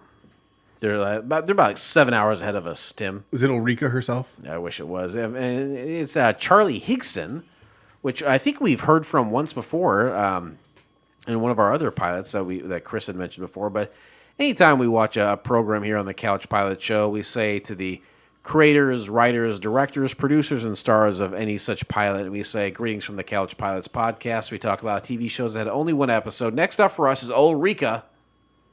We're excited to watch it and we're wondering if you had any fun or interesting things you want to share with us. Thanks. We hope to hear from you. Well, as I mentioned, Charlie Higson at Monstroso on Twitter says, gosh, such a long time ago. I do remember it was a very long studio recording with many retakes, trying to get it all done in one evening. Oh, shit. By the end, most of the audience had left to get the last bus home. In retrospect, it was a tall order and too much for Ulrika to carry. Thank you. Wow. What did he play? And which little segment? Very difficult to say, as me being an Asian guy, all white people look the same to me. But no, I think he was just one of the... Charlie Higson is a name that does trigger something in me, not only in something that we've seen before here on the show, but a guy he's a guy in play in like UK comedy. He's been around. Right. He knows the score for the past probably 20, 30 years. So I think he's a guy who was just one of the cast who would appear as people, but I can't speak to who exactly he was on the Gotcha. show. I Okay. apologize about that. But let's put 10 minutes on the clock. And then a big thank you, too, to Charlie Higson. This is the second time he's replied to us here on Couch Pilots, but we will now break down beat by beat, minute by minute. We're not. Second for second. Oh, God, don't make me relive this. No. The entirety of It's Ulrika. Blake? I'll start it off, and we meet this young lady, and she starts doing a musical number, and she starts with like some 60s female song. I don't remember what it was, and she's dressed up like that. And then she comes out during this medley as Cher and does a horrible Cher impersonation. Turn back time. And I thought, wow, that Cher impersonation is horrible. But wait, there's more. She does a Phil Collins horrible. I didn't even try. A lot of prosthetics on the face for the Phil Collins. And yeah. there was some like instead of hands, they were doll hands, and then some They were duck like feet. pig's feet Yeah, at one point. and There's some webbed duck's feet in there, Yeah, too. it was fucking weird. and then she goes and she dresses up as a Smurf. Yeah. Didn't get that. for another song as well. So and that's her intro, and the set is just her name and like really big, humongous fucking letters. Like they're really trying to put her name out there. Yeah, which is weird because I don't know who this is. Well, yeah, but we're from across the pond. We don't usually give a fuck about them people. She ends it with playing a trumpet very poorly while live audience applauds, or seemingly live audience. It's a big white background with letters of her name, and then her just like kind of dancing as these characters in front of it, and then like a live audience maybe. I don't know if it's canned laughter or what. It was so canned. It was so canned because there was times where she wasn't saying anything funny. She was just talking, and they just like, Yeah. we need to like push repeat on this. Yep. The lightning scenes will be playing, but first a letter from a 13-year-old fan who is a dead ringer as far as looks go to Ulrika. And they come out, and it's two guys playing these broads, and the daughter, Allison, is being portrayed by Matt Lucas, who is arguably the most successful of these people in terms of United States popularity. He played the daughter. Yes. Do you recognize Matt Lucas? No. Okay. He was in Bridesmaids with Okay. Kristen Wiig. You remember that film? I do remember that film. He was in that. He was also, I think, in Doctor Who in a number of episodes. He was also in the American sitcom Community. Okay. And I think there's something else too. I can't remember. But he's Portlandia. He was in Portlandia okay. for a few episodes. So he's this British guy, but he played the daughter. And it's basically, it is revealed that they're both men, and they pretend that they're both other like known celebrities. It makes no sense. It's not funny at all. And she's like, yeah. And so then we go and it's like it's called a show called Watchdog, and there's a whole bunch of one-liners from the anchor of Watchdog, and they're not memorable in any way, in my opinion. Watchdog is like a faux TMZ, tabloid or TMZ. news kind of magazine thing. There's also a Baywatch parody Yeah. called Public Bath Watch, which takes place in kind of like an indoor YMCA kind of facility. And then Ulrika plays the main character. She's dressed like a Baywatch babe, and she's got huge tits, and she's trying to save this old guy. Yeah. And then it's just like also not funny. Right. Not only is it not funny, but it is, and maybe this is just because I was super stoned while watching this as well. But it was very surreal because like there was like a voiceover that was sort of describing her actions. Yes. But it was like a weird old gruff voice doing it. It was clearly Ulrika's inner monologue as a weird old Yes, man, it which was if you were fucking stoned, I can imagine being super fucked up. Yeah, it was unbelievably weird to watch this and uncomfortable. And then we cut to another segment, which a wife and husband are trying to teach their son how to play football, which in parentheses is soccer, like all the fucking normal people call it, and they're basically just beating him up and belittling him the whole time. And it's not a kid; it's an adult Playing a kid.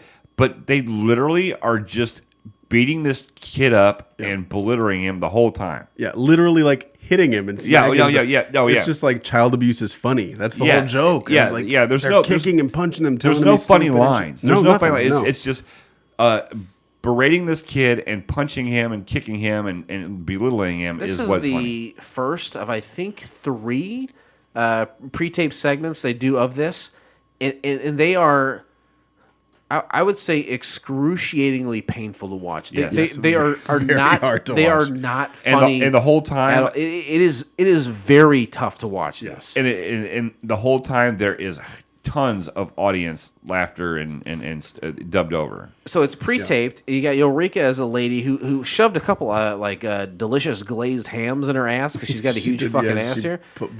Puffed out her butt a little bit for this, I think. You got a guy playing her husband and a kid, and it's just them like with a camera guy saying, "Why don't you guys fuck around for 5-10 minutes and we'll edit it down to 4 minutes?" And it's really awful. Yeah.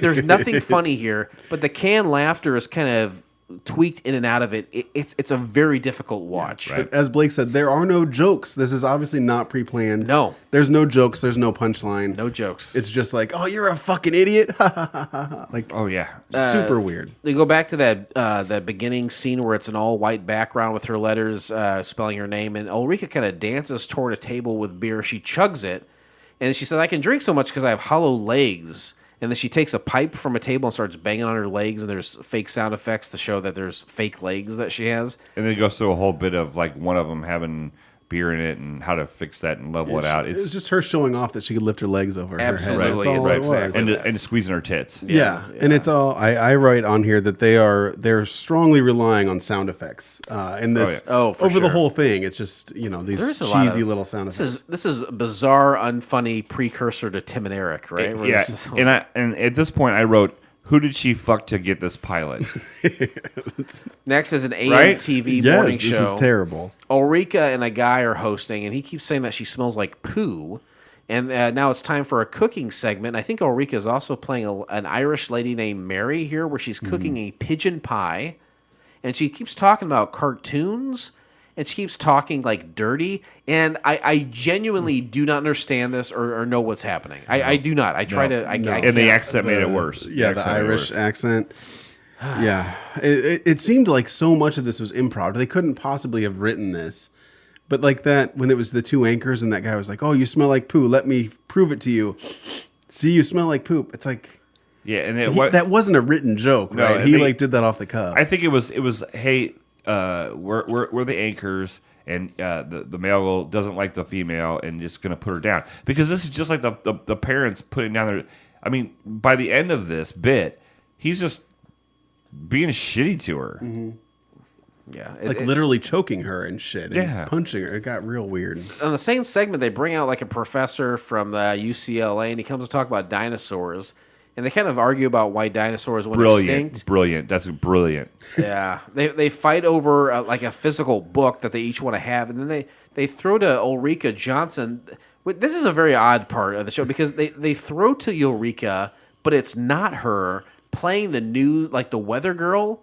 And sadly, up to this point, while it is completely being played straight as I'm delivering you the weather, it is the best part of the show so far. But her delivering the weather sincerely and without irony or humor is the best part of this pilot. And is that her footage from her when she started out? That's a great question. I really think that is her. It's just it's footage. If it's from her, when I she- did not recognize her. But I think so. based on Chris's interesting facts from earlier, that is a great question and Thank one I do you. not know That the is- answer to. That would actually make me appreciate that segment. Because I I agree with you. It didn't fit. It seemed like a very just. I think that a welcome change to what we've been seeing. I think Right. that was their way of saying, hey, remember if you don't know who this is, remember Yeah. her from that. I really Tim think was too That makes stoned me to like think of it that. more. I was Right. too dumb to think of it. But that is a great point. Yeah. And you're right. Like if that was what's happening here, that makes me enjoy it more. not only what I think is the best, but it reinforces that it was the best part. Yep. The hosts then fight like children.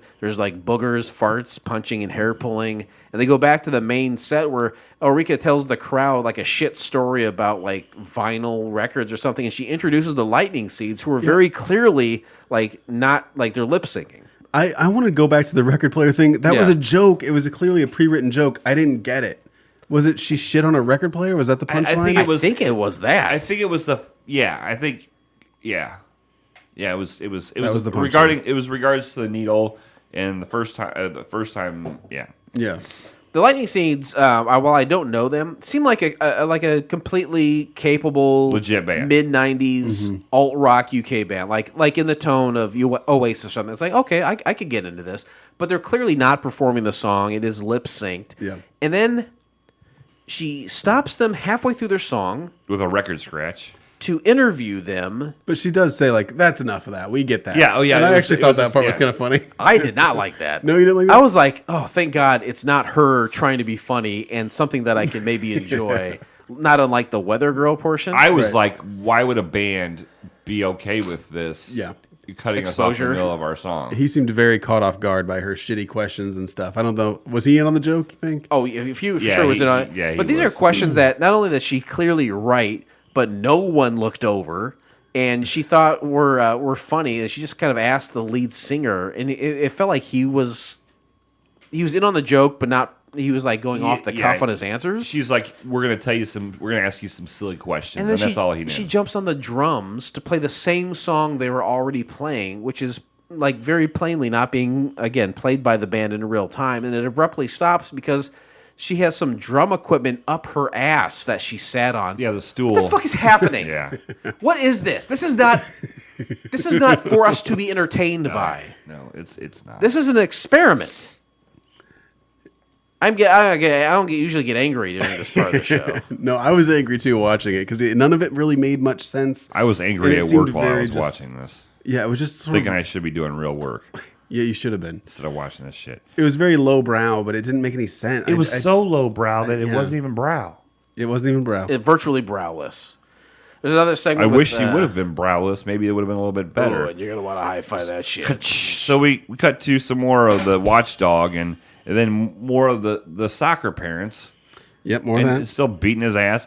And then we go to a bit at the Lucky Lady. Lady Luck. Lady Luck, I'm sorry. She's a stripper or like a burlesque. And she's shooting stuff out of her hoo-ha. I couldn't even tell what that was. It looked like a fried egg or something. What was that that was coming out of you her couldn't vag? see it coming out. You hear it, but then... Yeah, She would do those air humps, and then it would show somebody Yeah, in the it's- crowd. It was would kind of get like something on a the face. sparkly one-piece swimsuit with a lot of feathers, like a burlesque Yeah. show, like you said, Blake. But then, like all the guys in the audience were white dudes in suits, super in to what was happening, and she would do like thrusts, like crotch thrusts, and it would blow their toupees off, or their pants would come off, or smoke would come out of their ears, or their cigars would explode. They Right. whatever she was doing, no matter how ridiculous the sound effects or the movements, the guys were super in on it. Right. But then at some point she started shooting them, didn't Yeah, she?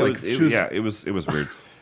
So then we go back to the chef, which again all three of us decided that we didn't understand what she was saying and what was funny It's about it. cartoons and dirty talking. And this is where we go to where she comes out. And Ulrika, and she's going to sing "Brass in Pocket" by the Pretenders. And you knew this song by name and by artist, right, or not? Well, I was watching it and I was like, wait a minute, I know that song. I thought it was Blondie or the Pretenders or something. Okay. I looked it up, and she does such a and she mentions earlier in this pilot how like her first love is singing, and every time she fucking sings on this show, it's horrible. She takes a lot of Really? You think opportunities. it's horrible?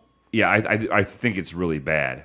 I think it's really bad. I would put it average. Like if she's in a karaoke bar, I'm not going to boo her off stage. She's fine. I wrote that. I wrote she's really bad singer. It's like she's at a karaoke bar. I have that written down. Like Yeah. like she's one of those girls that thinks she can sing because Right. everybody has always said, "Oh, you're such a good singer," but in actuality, she can't sing. Yeah, I just thought it was. I don't think she was a bad singer. She just wasn't remarkable. So I don't know why she's like being featured. Like I this, you agree. know? She was not a bad singer, but I was like, why is this part of the show? Right. Why is this lady covering songs? If she had an original song that there's maybe some humor in, I get it. But like, why are we taking a break from this non-funny shit that's supposed to be funny? Right. And you covering a song that is successful and you just doing like a ho-hum version of it. I was waiting for the punchline the whole time. I was waiting for a Yes. weird character to come out For or fucking sure. something, but it was just a very genuine cover song. Right. It didn't work, but she tried. And speaking of weird characters, the next segment, Dickie Smith,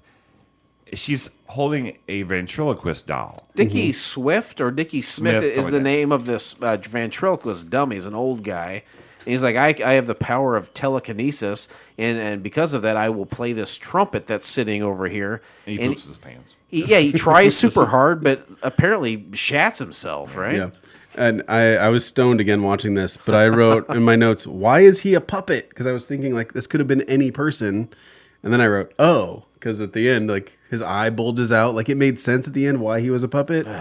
But it was still just real shitty. But you could tell that she wasn't like ventriloquizing. You know what I mean? Like No, it was no. some other guy who was backstage. Just Right, yeah, that's Right. for sure. We go back to the soccer family, and this time they're in the kitchen. And basically, to boil this down, the father's being an asshole, the mom's being a bitch, and they start ridiculing him for like doing anything that has to do with what women would do. And I do believe that then the son finally just punches the dad in the face. Yep. They get all mad at him, like, "Why would you do that?" And then he leaves, and they're like, "You know what? That's a good punch."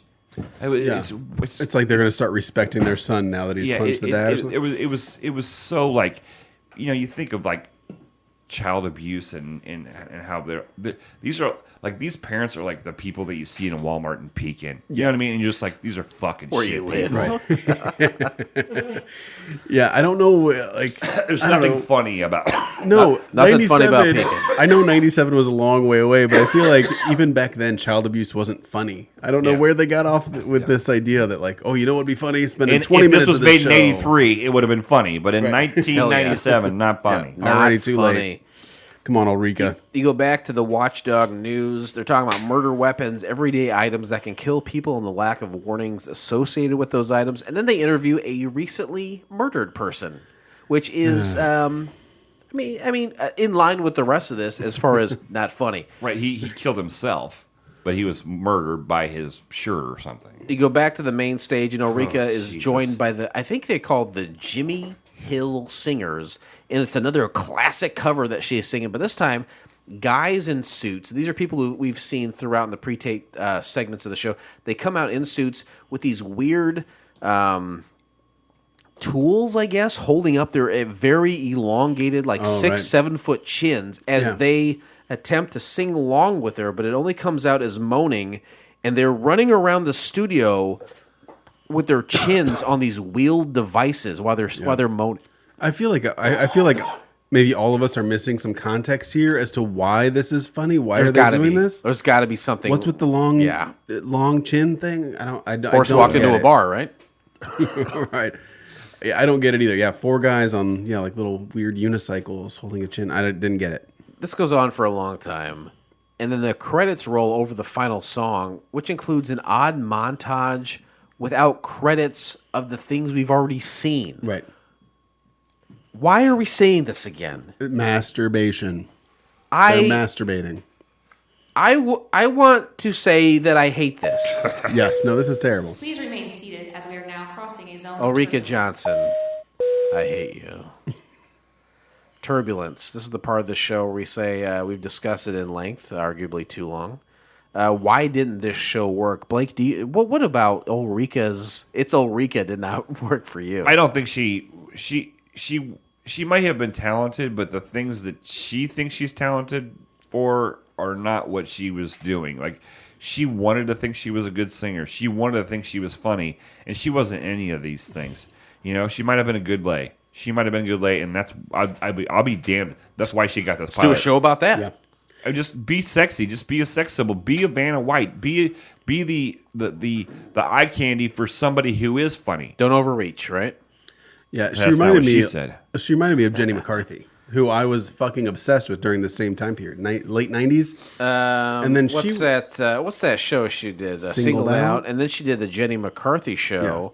It was just one season of that? I think it was, and it reminded me of this because it was all just dick and fart jokes. It was just like, here's a hot woman making dick and fart jokes, and that was the novelty. The novelty of Jenny McCarthy was like, I'm fucking, by all accounts, smoking hot. What if I picked my nose? Right. That was her entire thing. And it kind of worked for a few years for her. Yeah, Right? and I feel like she's trying to kind of capitalize on that, right? She's a hot girl that can make dick and fart jokes, Right. and it's hilarious. But The missed the UK's mark Jenny on McCarthy, everything. huh? Yeah, Maybe missed the mark so. completely. Interesting. Hated this. Hated every second. Whoa, of this. whoa. It's way too early for that. Blake, is there anything you do to improve? It's Ulrika. I wouldn't make it. Right. I would say, you know what? You can go ahead and suck my dick. You're still not getting a pilot. Sure. That's probably what I would say to her, too. To be honest with you guys, you read in the interesting facts about how she quickly went up the ranks, and she was, like a host on the glass. How do you think a girl like that goes up the ranks so quickly? After you saw Blowies. HJs. if you saw her sing, if you hand saw relief. her jokes, she was fucking somebody. I think they said hand relief in the pilot, too, didn't they? The words. Did they? Hand relief. They mentioned the gladiator thing. I thought she was like it sounds real stupid because she was from the UK, but like an American gladiator type. it was the same but- show, but she was like a host. Oh, she was like a host. She wasn't one of the big. Yeah, it was the muscle- same kind of show. All but right, she I was got the it. host. I got it. Okay. My favorite American Gladiator was Thunder. How about you? Oh, laser. Oh, that's a good one. Blake? Baptism. Yeah. Can't beat that. Did you hit this too? Did you hit that? He said baptism and then topped it off with hitting the mic? It gets in my way. The cage is so big on this thing. It just gets in my This is way. a fucking all-star performance by Blake tonight. God damn. This is the part of the show where Hey, Tim brings out the best in me. Hey, thanks, buddy. No, thank you, buddy. from IMDb, people have scored It's Ulrika. Tim, I ask you if you care to throw your hat into the ring. What do you think people from around the world rated It's Ulrika on a scale of 1 to 10? Ooh, 2.4. Blake? I would say a 3.2. It's a 3.7. Damn. Wow. And that's from 33 ratings, viewer reviews. Neonatal Penguin, which is a real name, says, it turns out you actually have to be Vic and Bob in order to make Vic and Bob's material work. Having said that, it's still 1,000 times more ambitious than almost anything the BBC puts out today.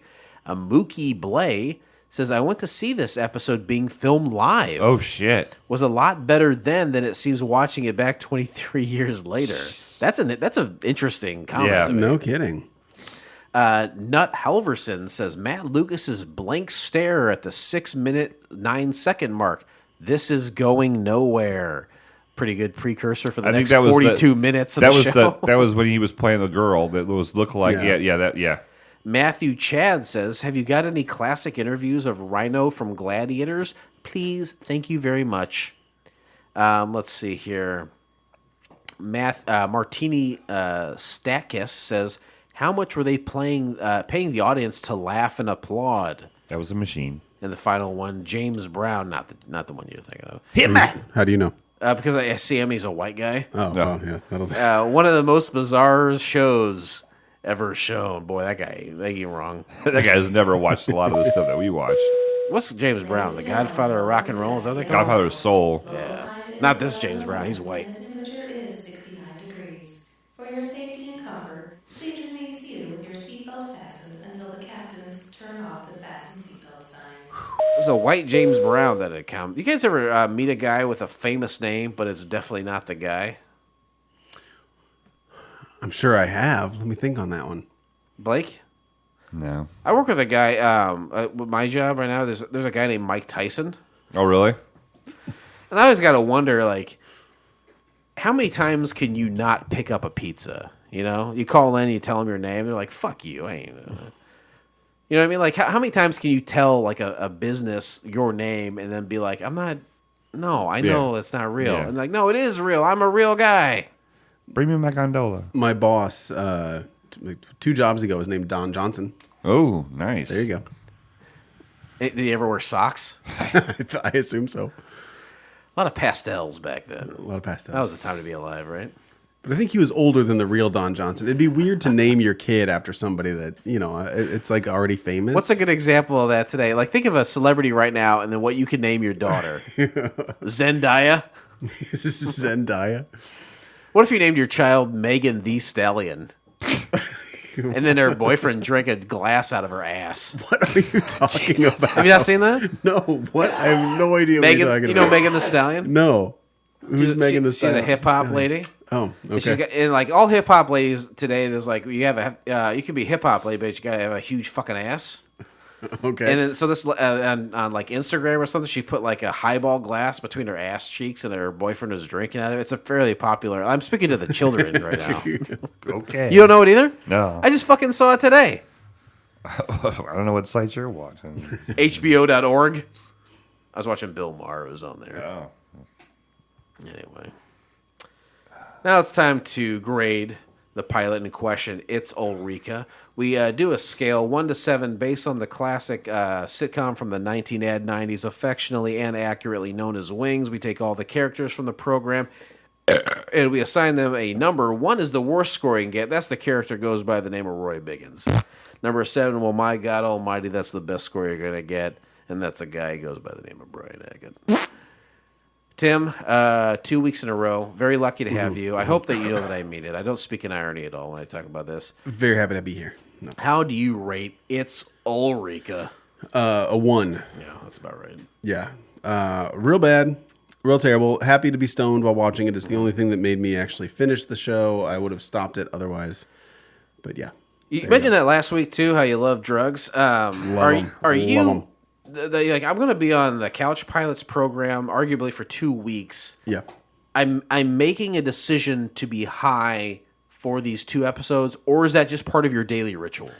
I smoke weed every day. Smoke weed every day. But it's usually it's after the kids are in bed. Yeah. After I'm done like talking to the wife. So like 9:30, I tend to just do 3-4 puffs and then I'm done for the Do you night. do it in the house or do you go outside? I do it in a isolated corner of the house. Cardboard In box. the basement there? In the basement there. Well, I've been in the basement. It's like a goddamn Labyrinth. David It's Bowie amazing. labyrinth. Yeah. Yeah. My family doesn't even know the corner exists. Nice. And they will never know. I So built a false wall. You blow into a toilet. Toilet.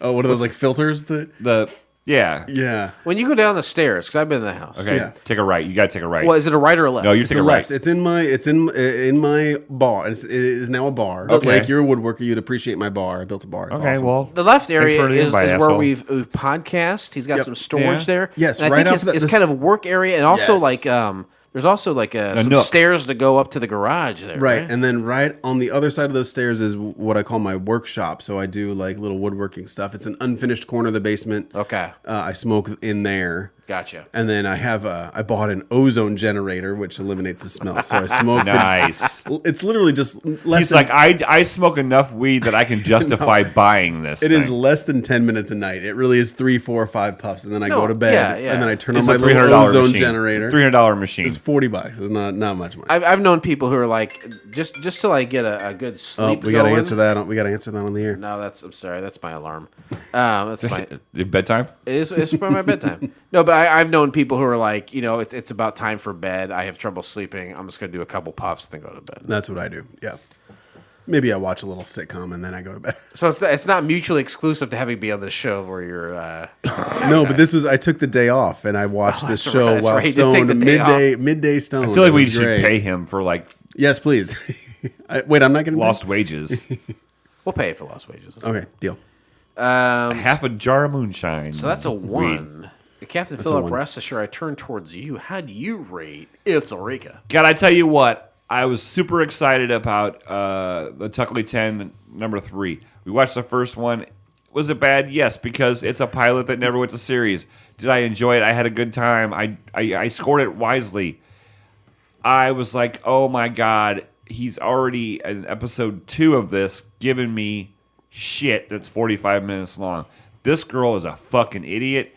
She is all about herself. She's not funny. She cannot sing. I'd fuck her in the ass. That's about it. I'm gonna give it a 1. 2 1s. Holy shit. This is bottom barrel bullshit. What you guys say? Yes, for sure. Me? Boy, funny you should ask. As far Jason, as, what would you give the Thank show? you for asking. We've 311 episodes. We've run the gamut, right? Yeah, for sure. We've seen everything from the worst to the best. And I tell you what, you have to be extremely bad or extremely good to get a 1 or a 7 with this guy. Right. So I understand and I respect and I bow and I honor to your 1s. I can't go that low. I have to give it a 2. This is very bad. Eureka is not funny. This should not have gone on. But this show, it's very bad. But it can be seen. It can be watched. And there are some times where we've seen like the Crystal Cube or things not unlike that, where it's like it's like you want to rip your face off. I didn't get that quite from this. This is bad. I hate Ulrika Johnson. Like as a person on a biological level, I Right. hate her. You would punch her if you saw her. 100%. Okay. Like those soccer parents with the little boy. Oh yeah, I drop kick her right into a fucking field goal. But I give it a 2. You guys, understandably, completely and wholly give it a 1. And with those scores, we do close the book on It's Ulrika, and we shall never mention that show again. Yeah. But join us next time, won't you please, when we watch the pilot episode of Dead at 30. Here's a little something to wet your whistle. Set in a flat in London, follows the lives of 4 modern-minded but very different people, all of whom are too young to be married with children, but who are past the student and wild freedom stage. You can find the entire episode of Dead at 30 by subscribing to Couch Pilots and SoundCloud, Spotify, Apple Podcasts, or your favorite podcast app of choice, and then simply click on one of our classically blue links in our show notes, or go to YouTube. Tim. And you know what to do, Tim. Someone's got to say it. I got it. I got you. Sometimes you have to say, you know what to do, Tube, and you did it. I got you. I don't know. I think I'm done talking. Okay, well, this is the part of the show where we plug couchpilotspodcast.com. It's a one-stop shop. You can go there. You can go to our Instagram, our Facebook. You can check out every single episode we've ever done. You can email us. There's a dial-in number there. It's 910-PILOTS1. That's 910-745-6871. Please send us a voicemail. We're not sure if it works anymore, but check it out. Also on Spotify, you can get every episode. On iTunes, subscribe to us at whatever your podcast app of choice is, but you will not be able to find all the old school episodes unless you go to their places. In regards to contacts, that's about it. Tim, thank you again for being on here for 2 weeks straight. Thank you for having me. Did you have a good time? Always. Always. Love the Couch Pods. I feel like when we have you on, we're like, here's somebody that knows what we're doing, and he knows, like... He gets it. He gets it. He was like, I know what it takes to run this board. I know what it takes to research. He's in the shit. I know what it takes to do all this shit. And he never is like, I wouldn't do it that way. I mean, he's like, you know what? You guys do what the fuck you do. You do it well enough. Yeah.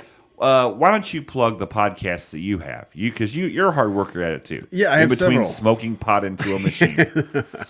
If you guys like shitty reality TV show, listen to Challenged, a podcast all about MTV's The Challenge, or Survivored, a podcast all about CBS's Survivor. So the show on cable is called The Challenge. The Challenge. But you call your podcast Challenged. Right. And Survivor, the podcast is called Survivored. Yeah. Yeah. Pretty funny. We Copyright- just copyright fucking went reasons, for it, right? man. Like, fuck it. Who cares? We'll just go for it. That's a red hot parlay there, buddy. Right. Internet Freak Show. Jason, you'll be on an upcoming episode, probably several months from now. Blake, I'll have you guys on. No joke. You and I have been talking about Yeah. this for like 7-8 months now. Yeah, I really want to do it. I'm excited. I want to do a history on some viral videos, like early internet viral videos, just a little bit of history lesson on some internet trivia. When you first mentioned this to me, I was like, "Oh, that's cool," and I mentioned it to Blake, and I probably look like an asshole now. But but when you first decided to say, maybe I get Jason and with the Wolford involved, right? And say, hey, I do this extensive research. I just read this shit about internet phenomenon, and I feel like it comes off lifeless. Right. I want to inject Preachy. some personality into this show. Exactly. And you reach out to me, which I feel like is a great honor that you would ask me and or Brian. So I'm excited. I hope it comes back, and I would very much like to be a part of it. You say the word. All right. Yeah, it's going to be a couple months still because, I got to get through my grueling podcast schedule. But it's I don't want to neglect Internet Freak Show. I love it's a good show. And, Yeah, it is. I like the subject matter, so it'll come back eventually. All right. Well, thank you very much for being on the show. Sure. We've enjoyed having you. We talked about it a little bit last week, but what is the chances of Blake and I going out to dinner with you and the Wolfords again? Let's do it. Nearing 100%. That's pretty good, Blake. Yeah, they had their boosters today, so they're probably ready to The go. Wolfords did? Yeah. You saw that on You know that for sure? On Facebook, On dude. internet? It said boosterfied. Yeah, Yeah, I'm there like, you go. I'm thinking it's either that or some kind of weird sex thing that I'm not going to ask them about. Yeah, no, we've been going out, I don't know, every third Wednesday before our podcast. So it's like, we're not scared of going to restaurants. But Now we're just waiting to get invited, basically, is what it boils down to. yeah, we don't invite people that don't understand the challenge. Sorry, guys. You guys got to get Never into the understood challenge. Blake, you and I, we're almost out of this white trash state that we're in. We gotta fucking figure this out. Blake, Yeah. is there anything you want to say at the end of the program here? Well, I'm celebrating the Tuckley 10. This is part 3. Trey. The Tuckley 10-3. I can't wait to hear this. And so, as anybody that heard last week, I'm giving you a couple of facts about the one and only Queen Elizabeth II. And Greatest queen ever. Yes, and hey, some would say it's RuPaul, but okay, we'll do that way. And then I'm just adding a fact at the end, just randomly, just to keep everybody in the loop. This is up until recently. This fact is no longer, but up until throughout her presidency, her reign, she drinks a glass of champagne every day. My kind of lady. But I think that she's had some health issues lately, and I think they've said, hey, you can't ride horses anymore, and you can't be drinking champagne. Do you have any facts on how much weed she smokes? Every day. Good question. Mason jars full of it. Yeah. She's the only person in Britain who can drive without a license plate on her car. To what end? Why? Huh? Why though? Like, what is that? She's matter? not actually driving. Can I just give you the facts that I got off the internet? Yeah, I'm just basically. curious. But I think Tim is right. Like, she's not driving anything. Yeah, I would give you another one, but I have exactly 20, and I have to get Okay. otherwise I would dump that and give you another one. That's fine. Those are great facts, though. Thanks, and I just got one more for Sure, you. yeah. I want to give as many facts as I can about the royal family. But not more than 20. Well, yeah. In 2006, Prince Andrew invited Mr. Epstein to his daughter, Princess Beatrice's 18th birthday party. Who's Miss? What? Epstein. You say Andrew? Prince Andrew? Prince Andrew invited Mr. Epstein. Who's that? Like Jerry Epstein? Yeah. Yeah, he's the guy from the Sweat Hogs. Well, Oh, we talked last week. You talked about Welcome Back, Cotter, and It's the same guy. the same guy. yeah. guy. And Great guy. So Prince Andrew invited this gentleman who has this, I would say, a shady past. Sure. To his daughter, Princess Beatrice's 18th birthday party, which kind of means like, hey, is him saying, hey, my daughter's available. That's what that's saying. I don't know. I'm done with her. I don't know. Thank you. So I just some facts about. Those are great facts. Thank you, Thank Blake. you. I've got more to come the rest of the season. Welcome back, Cotter. Tim is John Travolta. He's a gay guy, right? I believe that he is. Definitely a Scientologist, which is terrible. That's all I need to know. Well, so he's like John Travolta, probably like I'll say he's 62. I'll guess he's 62. It's in that range. Yeah, I'd say that. He's a secret gay guy. It's probably torturous to live your life that way, where it's like I feel like the public wouldn't accept that I'm a homosexual. That's an awful way to live, you know. That's because you don't want to live. But I wonder. I mean, is he dipping his pen to the ink once in a while and just paying them a large sum of I'm money? sure, Yeah. I mean, how do you? Isn't his wife dead? Kelly Preston is dead. Oh, thank She's God. dead, yeah. Well, I don't know about thank God. But how do you keep in this day and age? How do you keep somebody quiet? Like back in the day, Money. It's always back. money. I know, Answer is but always money. but see, if I sucked your Murder. dick, listen, if I sucked your dick, Tim, and I said, if you sucked my dick. don't tell anybody, I'll give you $200. What makes me confident that you're not going to after I give you the $200? Well, $200, but that's not enough. I need You know what I mean, though. I need $300. You know what I mean, though. I know. Like I know what? what you mean. What is going to make me relax and not worry about I you? think these guys, it's part of the risk is part of the fun, right? Well, that's a good point. That's why. What's his name? The British guy, Hugh Jackman. the other British guy that was Hugh fucking Laurie. Elizabeth Hurley, and then he fucked like the world's ugliest prostitute. Oh yeah. Because it was just like the risk of it. It was the adventure. It wasn't about the. What was that guy's name? I know who you're talking about. Like it was the famous Leno interview, right? Yeah, his name was Hugh something, right? Oh, Hugh. I know who you're talking about. No, he was in like Damn it, he was what like Notting Hill. Yeah, a bunch Yeah. of rom-coms. Hugh. No, he's great. He was in About a Boy. About a boy. He's the main guy in About a Boy. About a Boy. Yeah, and he wasn't very good looking anyway. No, he was. I don't think he was. He's fucking Elizabeth Hurley. Elizabeth Hurley is gorgeous. What does that mean? He's good looking. Doesn't Hugh ma- Grant. Hugh Grant. That's it. Thank you. Wow, Blake has never he has never come through. Yeah, drop the Oh mic. yeah, he's done. Blake has never Mic come drop. through like that. That's incredible. I didn't even pick up my phone. I did not pick up my phone. I went through every Hugh that I know. I feel like there's something else I was going to ask, but that has just literally trumped everything. Thank you very much. I do want to say thank you to Tim. I think we said it before, but I'll say it again because we really love Tim here on the show. I love you. And it's a lot of fun having you on. So I really appreciate you being here. Any final words, Blake? No, I thanks a lot, Tim. I enjoyed hanging out with you. I'm glad you got to come over, and thanks a lot. Happy to be here. Love you, Blake. Love you too. Well, let's probably Tolerate you, Jason. Like that. I Hey-yo. get that quite a bit. Love you, Chris. Love you, Chris. Thank you already for the hard work. This pilot may have been rough, but it's always a smooth flight here on Couch Pilots. Thanks, everyone, and we shall see you next time. Bye-bye. Namaste. Bye-bye now. Bye-bye. On behalf of Couch Pilots and the entire crew, we'd like to thank you for joining us on this trip, and we are looking forward to seeing you on board again in the near future. Have a nice day.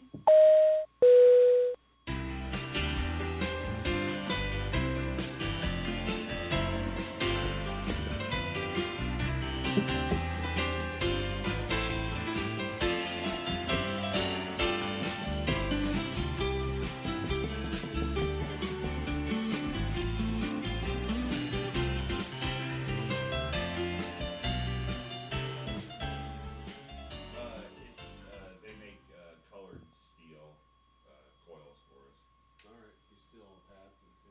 Actually, I like them a lot, and so